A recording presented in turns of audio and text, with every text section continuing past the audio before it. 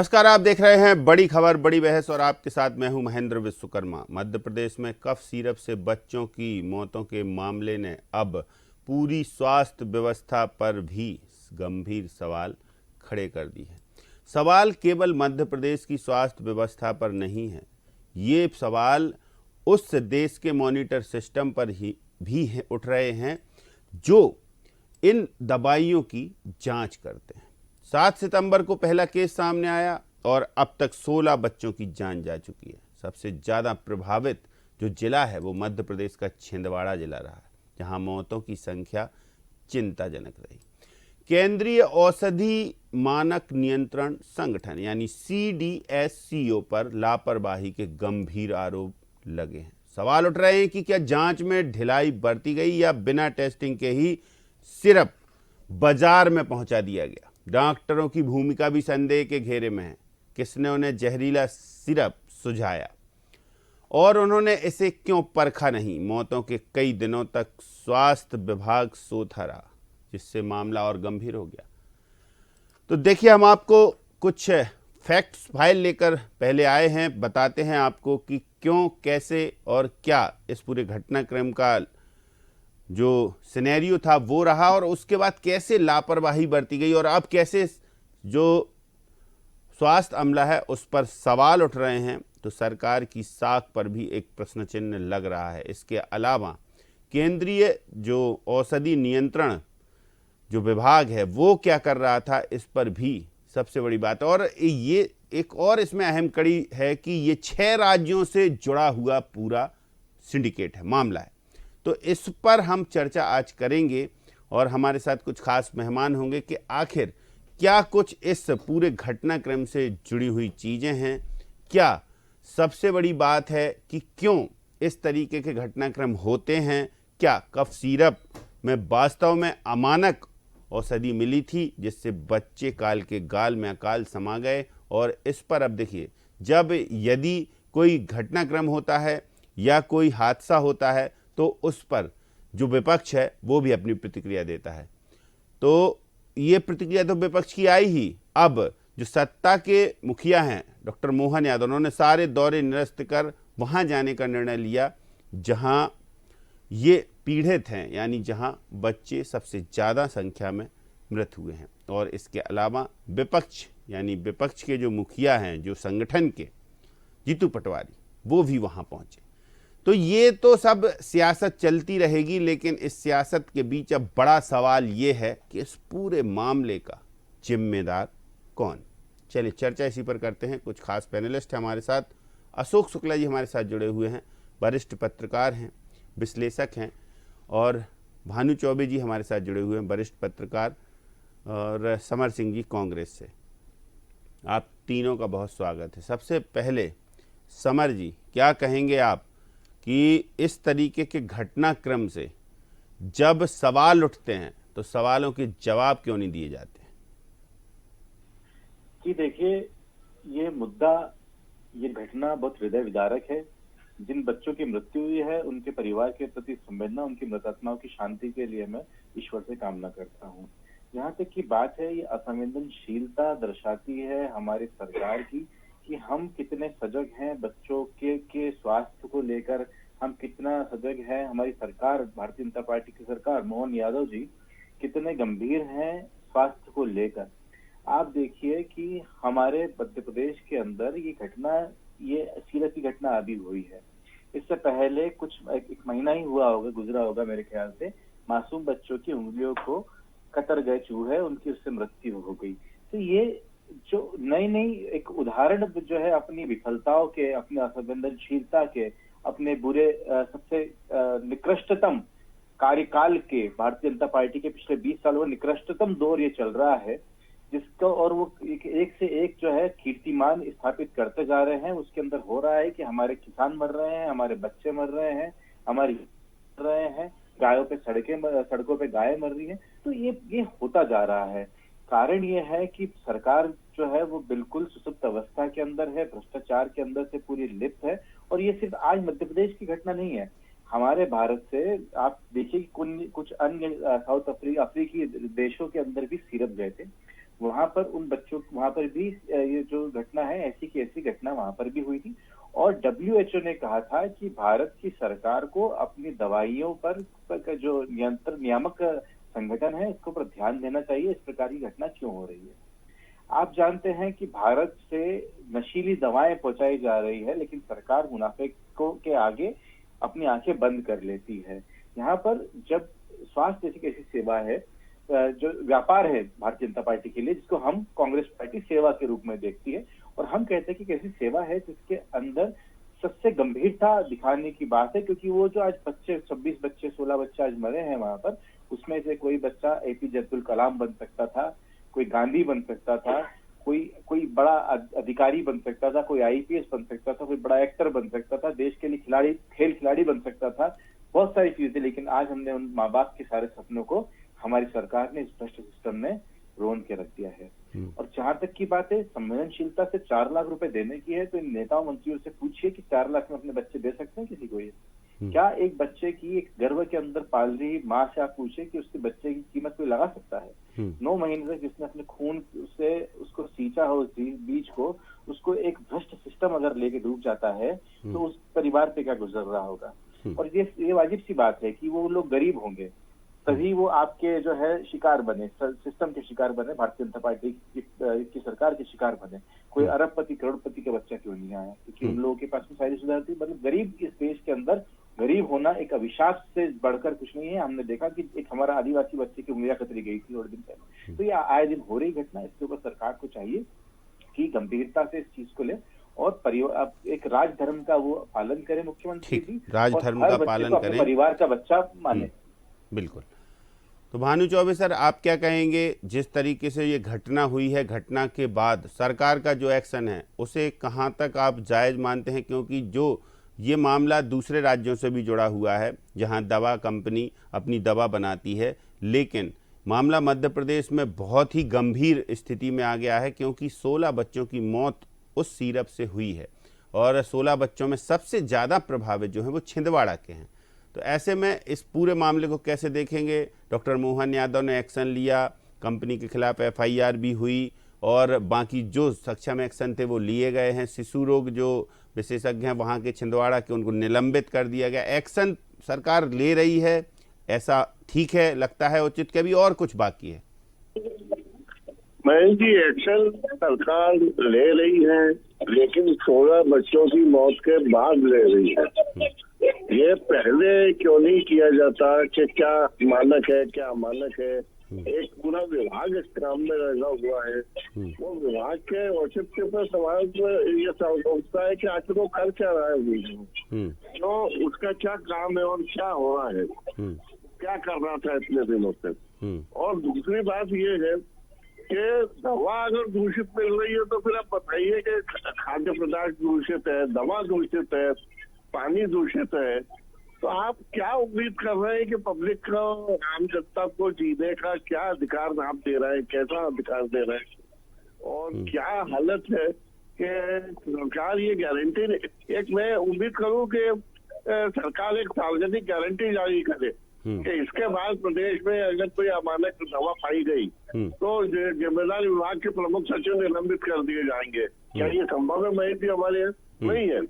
हमारे यहाँ विभागाध्यक्ष बच जाएंगे, या तो कोई सेक्शन ऑफिसर फंसेगा, कोई क्लर्क फंसेगा, कोई पैसे खाने के आरोप में छोटा मोटा अधिकारी फंसेगा, और किसी का कुछ भी करना नहीं है। क्या मंत्री जी जिम्मेदार ठहरे जाएंगे? नहीं। तो फिर आखिर कौन जिम्मेदार है इसके लिए? कौन देखेगा? सुपरविजन किसका है? ये कमजोरी सुपरविजन की है।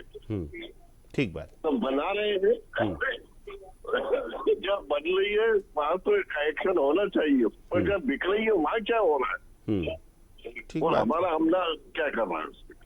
यदि अशोक शुक्ला जी, जैसे जब कोई दवा विक्रेता कंपनी या दवा मैन्युफैक्चरिंग कंपनी बनाती है इस दवाई को, तो वो अपना पूरा यूनिट में, फैक्ट्री में सैम्पलिंग उसकी होती होगी। जो ड्रग औषधि कंट्रोल बोर्ड है या जो कंट्रोल विभाग है जो नेशनल लेवल पर है, वो इसको मानक और अमानक का दर्जा देता होगा और उसके बाद ये फिर अन्य राज्यों में सप्लाई होती होगी।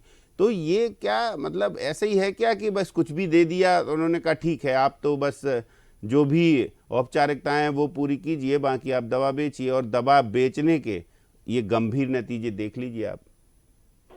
महेंद्र जी, पूरे प्रदेश में और देश में सिस्टम किस तरह से काम कर रहा है ये आपसे भी छिपा नहीं है, मुझसे भी छिपा नहीं है जी। सारा बसें सड़क पर दौड़ती हैं, आप कुछ पैसे दे दीजिए, आपको फिटनेस प्रमाण पत्र मिल जाता है।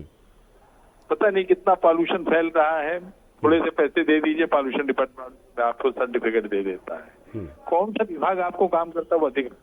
नापतोल विभाग काम करता हुआ दिख रहा है, खाद्य औषधि विभाग काम करता हुआ दिख रहा है, ड्रग इंस्पेक्टर केवल वसूली करता है, ड्रग कंट्रोलर क्या कर रहा था? मतलब इतने बड़े पैमाने पर आप एक उद्योग की अनुमति आप देते हैं, कितने सारे आपने नियम कायदे बना रखे हैं कि आपको अपना फार्मूला रजिस्टर कराना पड़ेगा, पैटर्न कराना पड़ेगा, WHO के मुताबिक होना चाहिए, उन नियमों के मुताबिक उसकी गुणवत्ता होनी चाहिए।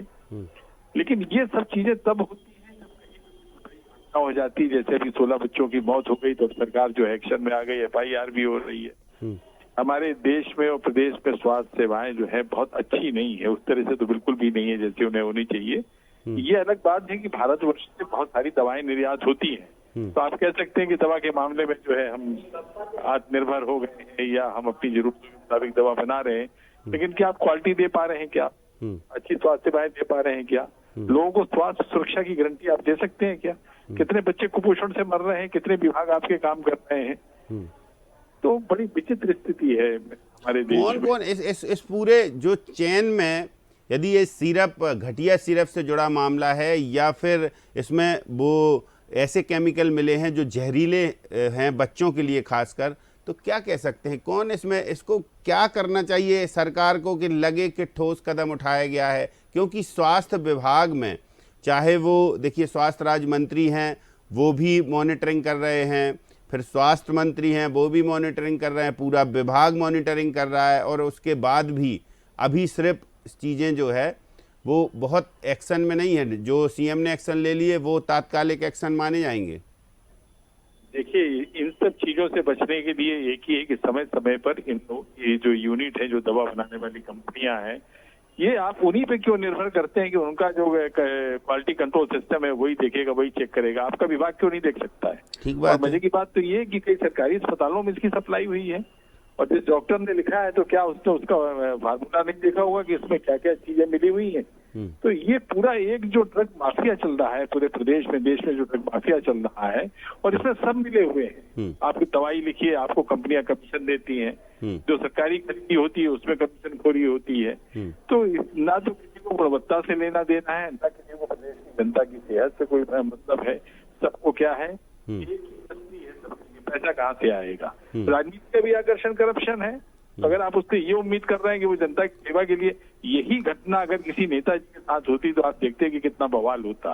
लेकिन ये चूंकि एक आम आदमी के साथ हुई है, गरीब आदमी के साथ हुई है, तो आपने जिंदगी का मोल तय कर लिया है। 4 लाख रुपए आपने बांट दिया। आपने बहुत विचित्र स्थिति है, बहुत हास्यास्पद स्थिति है, और जो घटना हुई है वो बहुत ही ज्यादा अफसोसजनक है। सब जिम्मेदार हैं, केवल आप उसके खिलाफ FIR क्यों कर रहे हैं? आप पूरे सिस्टम के खिलाफ FIR क्यों नहीं कर रहे? बिल्कुल, तो सिस्टम इसके लिए जिम्मेदार है। आपका ड्रग इंस्पेक्टर भी जिम्मेदार है, आपका ड्रग कंट्रोलर भी जिम्मेदार है, केवल डॉक्टर पर थोड़ी जिम्मेदार है। गोरखपुर के हॉस्पिटल में कुछ लोग मर गए थे, एक डॉक्टर को आपने जेल में रखा और बस हो गया, छुट्टी मिल गई। ऑक्सीजन की कमी के चलते मर गए थे। कोविड के दौरान भी हम लोगों ने देखा कि कितनी अव्यवस्थाएं थी, आज भी कितनी अव्यवस्थाएं हैं। अस्पतालों में चले जाइए तो आपको बेड नहीं मिलेगा, दवा नहीं मिलेगी, डॉक्टर नहीं मिलेंगे। सतना जिले में बहुत से सामुदायिक केंद्र ऐसे हैं कि जहाँ पे बिजली का कनेक्शन नहीं। अभी ये बारिश का मौसम निपट के गया है। हालिया उदाहरण इंदौर MY हॉस्पिटल का भी है, चूहे कुतर गए थे। हाँ, तो यही मैं कह रहा हूँ कि बड़ी अव्यवस्थाएं हैं और इसको में मूल चूल परिवर्तन करने की आवश्यकता है। ये केवल इतने से काम नहीं चलने वाला है कि आपने दो को सस्पेंड कर दिया। बिल्कुल इतने से काम नहीं चलने वाला। समर सिंह जी, ये तालमेल का अभाव है। जैसे यदि सेंट्रल में कोई जो औषधि नियंत्रण जो विभाग है वो यदि इसकी मॉनिटरिंग करता है, चलिए उसने दे दिया कि सर्टिफिकेट के ठीक है आप बेचिए, तो जब कोई राज्य में, जब कोई जिले में स्वास्थ्य विभाग के जो जिम्मेदार होते हैं, यदि चाहे डॉक्टर की हम बात कर लें या फिर वो जो ड्रग कंट्रोलर होते हैं डिस्ट्रिक्ट लेवल पर होते हैं या प्रदेश लेवल पर होते हैं, तो ये सब जो नई दवा आएगी मध्य प्रदेश में, उसका क्या, उसको थोड़ा सा एक उसका मूल्यांकन तो करना पड़ेगा कि इसका मानक लेवल है ठीक कि नहीं। ये है मानक या फिर पूरी तरीके से अमानक है और फिर ऐसे परिणाम आएंगे तो फिर क्यों ना सवाल खड़े होंगे जो शुक्ला जी कह रहे हैं। जी, आपने कहा तालमेल की कमी है, मैं इस बात से बिल्कुल सहमत हूँ। तालमेल बहुत ज्यादा अच्छा है, बनाने वाले का, सरकारी महकमे का, ड्रग कंट्रोलर का, दवाई के ठेका लेने वाले का, दवाई सप्लाई का, ये तालमेल बहुत अच्छा है इनका, जिसके अंदर ये जब भी ऐसी घटना होती है तो एक दूसरे को बचाने में लग जाते हैं। और जैसे हमने इंदौर के अंदर देखा, वो नर्स जिसकी कोई गलती नहीं थी, नर्स वहां पर ड्यूटी पे थी, चूहा वहां पर कैसे आए, वो पेस्ट कंट्रोल नहीं, वो घटनाक्रम पर तो हम चर्चा कर चुके, थोड़ा इस पर जरूर। इस पे उसी ये उदाहरण सेम ही है कि दवा का टेंडर किसने लिया, दवा सप्लाई किसने करी, किसके कहने पे करी, किसको उससे फायदा हुआ, किसने अपनी आंखें बंद कर ली। ठीक है, तो ये घटनाएं अलग अलग होती है, लेकिन इसकी जो एक आप देखें ना कि तरीका है जो करने का, उसका मॉडस ऑपरेंडी है उसकी, वो सेम ही है। आप देखें कि ये हम लोग, ये जो लोग हैं, ये ऊपर से तय करते हैं कि फलां कंपनी की जो दवाइयां आएंगी आप लोग उसको अप्रूव करोगे, ये आदमी जो है आपको डिस्ट्रीब्यूटर इसको देगा, आपको इसका इतना कमीशन इनको देना, इतना कमीशन इसको देना, इतनी घूस जो है आपको ड्रग कंट्रोलर को देनी है, और बच्चों के जीवन की कोई बात नहीं हो रही। ये सिर्फ जो घटना है ये मध्य प्रदेश की नहीं है, मैं फिर से आपको दोहराना चाहता हूँ, मैंने पहले भी कहा कि गाम्बिया एक देश है अफ्रीका के अंदर, 66 बच्चे उसके अंदर जो है दूषित सिरप से जिनकी मौत हो जाती है। भारतीय उस डॉक्टर को तो निलंबित कर दिया, गिरफ्तार भी कर लिया गया डॉक्टर को, सीएम वहां परिजनों से मिलने पहुंचे भी हैं, ढांढस भी बताया, जो एक सहायता राशि होती है वो भी सरकार ने दी। फार्मास्यूटिकल्स जो कंपनी है, मैन्युफैक्चरिंग कंपनी, उस पर एफआईआर भी कर दी। सरकार का दावा है लगातार कार्रवाइयां होंगी, लेकिन अभी बॉटम लेवल पर हो रही, टॉप लेवल पर होनी चाहिए। नहीं, बिल्कुल। आप बताइए कि जब कोई आदमी आपके खिलाफ कोई बयान देता है, कोई पत्रकार आपके खिलाफ बोल देता है, 24 घंटे के अंदर बिना नोटिस के आप घर तोड़ देते हो उसका, इतना समय लगता है क्या? आप बताइए, इसके अंदर एक आदमी नहीं है, मैं वही कहना चाह रहा हूँ। इसलिए पूरी चेन है, इतना बड़ा नेक्सस, इतनी बड़ी जहरीली दवाओं का कारोबार, जिसमें लोगों को पता है, जो सप्लाई कर रहे हैं उसको भी पता है कि ऐसे केमिकल्स मिले हैं जो कि गुर्दे को एक साथ खराब कर सकते हैं। तो ये कोई छोटी मोटी बात नहीं है, ये बनाने वाले को भी पता है, ये उसको टेंडर देने वाले को पता है, सप्लाई करने वाले को पता है, उसको हॉस्पिटल में एंट्री देने वाले को पता है, और बच्चों को प्रिस्क्राइब करने वाले डॉक्टर को भी पता है। एक उदाहरण पेश होना चाहिए भारत के अंदर कि इस प्रकार की कोई घटना ना हो, कि हमने बनाने वाले से लेकर पिलाने वाले तक को जो है उसको हमने कैपिटल पनिशमेंट होना चाहिए इसके लिए, क्योंकि ये कोई दुर्घटना नहीं है। ये आपको लग रहा है कि बच्चों के साथ में कोई दुर्घटना हो गई है, आपने जहर दिया है उनको, और जानबूझ के जहर दिया गया है उन बच्चों को, जिससे उनकी मृत्यु हुई है। तो मैं तो चाहता हूँ, हमारी पार्टी ये चाहती है कि इनके ऊपर इरादतन हत्या, डेलिब्रेट किलिंग की जो है, मास किलिंग का होना चाहिए। एक नरसंहार है ये बच्चों का, जिसके अंदर आप बच्चों को जानबूझ के अपने मुनाफे को बढ़ाने के लिए अपना मुनाफा देखते हुए उस चीज की अनदेखी करें, जिससे बच्चों की जान गई है। और ये सिर्फ गाम्बिया के अंदर 66 बच्चे मरते हैं, इंडोनेशिया में 190 बच्चे मरते हैं, जिसके अंदर जो है भारत निर्मित जो होती है, उसमें विश्व स्वास्थ्य संगठन कहता है कि भारत को अपने दवाओं का मानक देखना चाहिए। उज्बेकिस्तान 2022 के अंदर मेरिन बायोटेक, और आप देखिए कि आप जब इसकी जड़ में जाएंगे तो जितने भी इनके प्रमोटर्स है, कंपनी के जो डायरेक्टर हैं, ये आपको एक ही पार्टी संबंधित मिलेंगे। क्यों हो रहा है ये? ठीक है भानु चौबे जी, ये जो कंपनी है ये तमिलनाडु में अपना यूनिट्स लगाए हुए है, तो सरकार ने वहाँ भी बोल दिया है कि इसकी सघन जांच करें। हालांकि जो सैंपल भेजे थे उसमें जो केमिकल्स पाया गया था, वो केमिकल्स की रिपोर्ट आ गई है कि ये बहुत ज़्यादा मात्रा में पाया गया था। ये कोल्ड ड्रिफ सिरप थी और इसमें 46.2% डायएथिलीन ग्लाइकॉल जो पाया गया था, ये डैमेज कर गया उन बच्चों को, मासूम बच्चों को।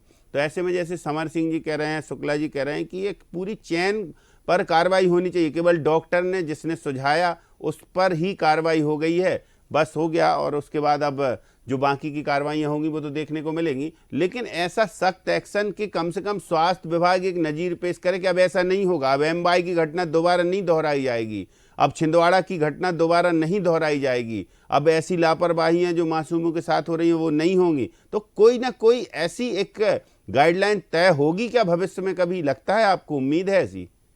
मुझे तो ये उम्मीद नहीं है कि गाइडलाइन तय होगी, और गाइडलाइन तय होगी तो वो सख्त होगी, ये भी उम्मीद मुझे नहीं है।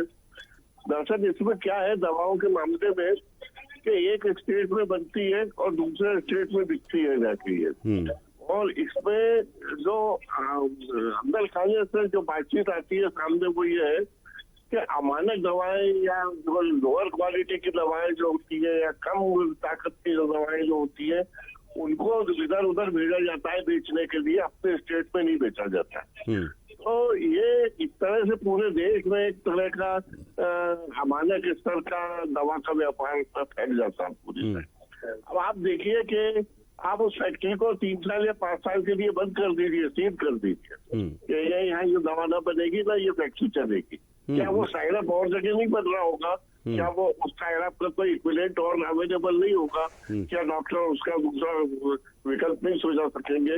आप बंद कर दीजिए फैक्ट्री। ऐसे एक्शन न लेंगे तो आप ये मानिए कि ये केवल दिखावा होगा।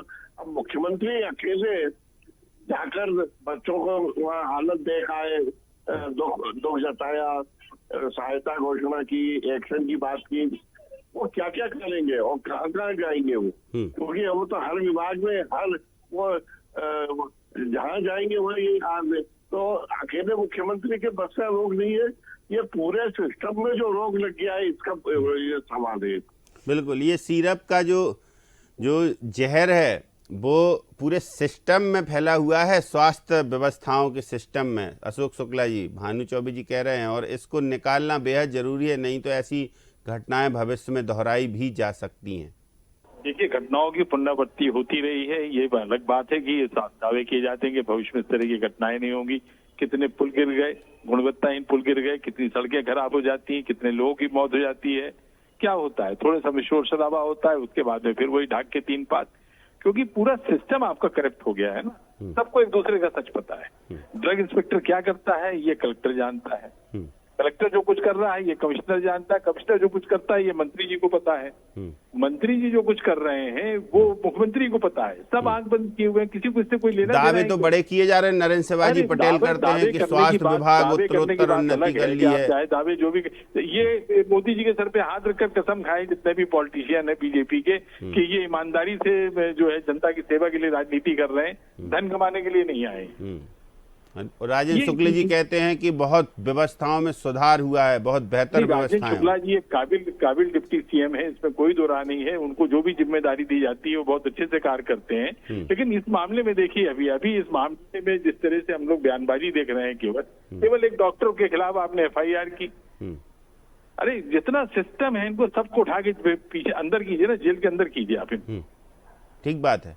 ये इनसे रिलेटेड जितने चीजें हैं, कम से कम अब भविष्य में ऐसा तो हो, क्या ऐसा होना चाहिए इन दवाओं पर, जो ऐसी दवाएं बिक रही हैं, इन पर रोक लगाने के लिए क्या सरकार की प्राथमिकता में होना चाहिए? समर जी। जी, प्राथमिकता जो है वो हमारा बच्चों का भविष्य है, प्रदेश के स्वास्थ्य व्यवस्था है, और इसके लिए आपको कड़ा से कड़े कदम उठाना चाहिए। इसके लिए जो नियामक हमारी संस्थाएं हैं उन्हें कड़े इसके लिए प्रावधान होना चाहिए, कड़े नियम होना चाहिए। और मैं तो कहूंगा कि क्या छोटी मोटी बात है ये प्रदेश के लिए कि वो CBI को भेजकर 4 दिन के अंदर पूरी जांच करवाए, उन सभी को राउंड अप किया जाए जो भी लोग इसके अंदर वो है, और प्रदेश के अंदर उनके ऊपर फास्ट ट्रैक कोर्ट के अंदर मुकदमा चलाया जाए और उन्हें कड़ी से कड़ी सजा, जेनोसाइड की जो सजा है वो यहाँ पर हम दें। और इस प्रकार का एक उदाहरण पेश करें कि ये जो लोग हैं, जो मुनाफाखोर लोग हैं, जो लोगों की लाशों से मुनाफा कमाना चाहते हैं, उनके ऊपर एक प्रतिबंध लगे। नहीं तो होगा क्या कि यही जो लोग हैं, जो आज रंगनाथन रानी है, गोविंदन बाल सुब्रमण्यम जो निदेशक है इस कंपनी के, रंगनाथन गोविंदन है, तो ये जो 4-5 नाम हमारे सामने आ रहे हैं जो कि मालिक है, ये क्या करेंगे?